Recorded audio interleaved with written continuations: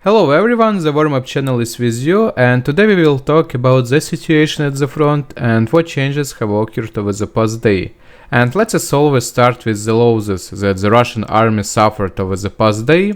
Russia lost 530 liquidated personnel, 11 tanks, 14 armored personnel vehicle, 23 artillery system, 6 MLRS, 1 anti-aircraft, 35 UAV, 2 cruise missiles and 16 vehicles and full tanks.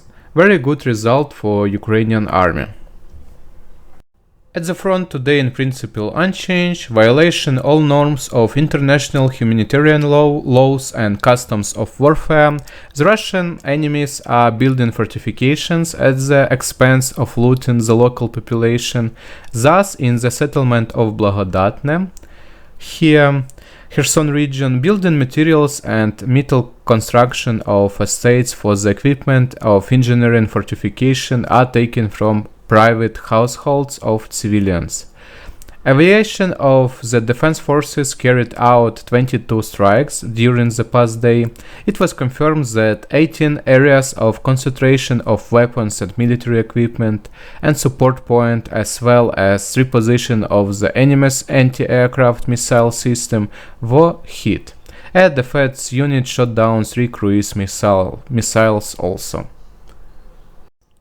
As a result of today's Russian attack on the critical infrastructure of Kiev, 3 people were killed.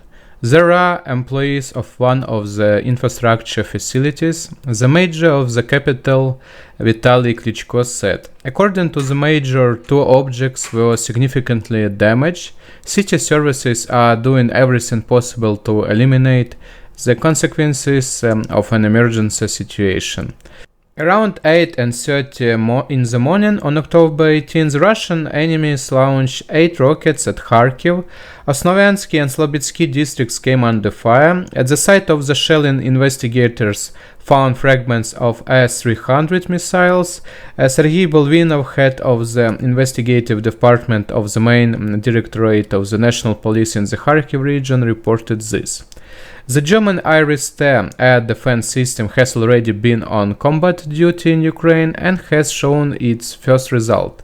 This was announced by the spokesman of Air Force of Armed Forces of Ukraine, Yuri Ignat. The press service of the Ministry of Defense report. According to him, the anti-aircraft missile complex, which Germany recently handed over to Ukraine, has already demonstrated the first result of its work in battle. He noted that Iris-T was successfully integrated in the Ukrainian air defense system. The complex has good tactical and technical characteristics, and therefore Ukraine expects to receive more units from Germany. Also reminded that Ukraine is waiting for the transfer of NASAMS air defense system from the USA, which will also strengthen the defense of the sky. At a meeting on Tuesday, October 18, the Ukrainian parliament adopted a statement of the recognition of the Chechen Republic of Ichkeria as temporarily occupied by the Russian Federation and condemned the genocide of the Chechen people. By the resolution, the Ukraine Parliament, supports the aspiration of the Chechen people for independence. In addition, it condemns the international crimes committed by Moscow against the Chechen people, including genocide. On October 18, the Parliament of Estonia approved a statement in which it recognized the Russian regime as terrorist and condemned the annexion of the territories of Ukraine.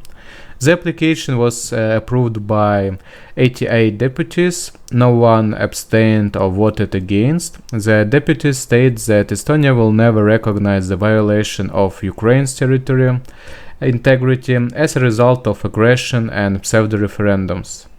Putin's nuclear-armed regime has made Russia the greatest threat to the world, both in Europe and around the world, the statement said. And we really appreciate this support from Estonia.